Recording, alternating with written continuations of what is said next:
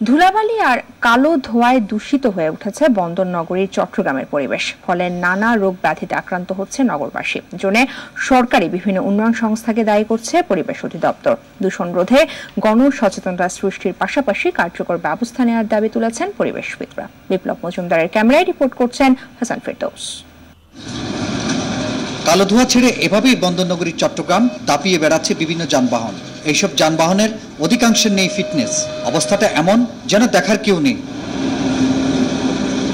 শুধু কালো ধোঁয়া নয়, নগরীর বিভিন্ন সড়কের অবস্থা আরো ভয়াবহ। কার্পেটিং উঠে যাওয়ায় পরিণত হচ্ছে ধুলাবালি সড়কে। আর এইসব সড়কে যান চলাচলের কারণে ধুলায় অন্ধকার হয়ে যায় আশপাশের এলাকা। ফলে দূষিত হচ্ছে পরিবেশ।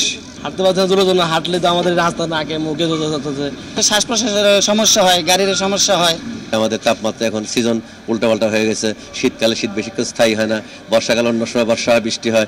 এই কাজগুলো কিন্তু এই বাতাসকে উগ্র করার, প্রকৃতিকে ডিস্টার্ব করার, এটা কিন্তু একটা ফল। প্রকৃতিকে ধ্বংস করে পরিবেশ দূষণের কারণে প্রতিনিয়ত রোগ ব্যাধি বাড়ছে বলে জানান পরিবেশবিদ এবং চিকিৎসকরা। বিশেষ করে গর্ভবতী মহিলাদের জন্য এবং শিশুদের জন্য, এদের জন্য এটা মারাত্মক একটা ঝুঁকি হয়ে যায়, যে শ্বাসকষ্ট বেড়ে যায় এবং এতে মানুষ অনেক সময় হাসপাতালে ভর্তি হতে হয়। এদিকে দূষণের জন্য বিভিন্ন উন্নয়ন সংস্থাকে দায়ী করলেন পরিবেশ অধিদপ্তরের কর্মকর্তারা।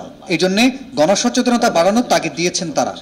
আমরা যদি সবাই সচেতন না হই আমাদের পরিবেশটাকে ঠিক রাখার জন্য, তাহলে এটি স্থায়ী কোনো সমাধান হবে না। দূষণের কবল থেকে নগরবাসীকে রক্ষায় সংশ্লিষ্ট কর্তৃপক্ষ দ্রুত কার্যকর ব্যবস্থা নেবে, এমনটাই প্রত্যাশা নগরবাসীর।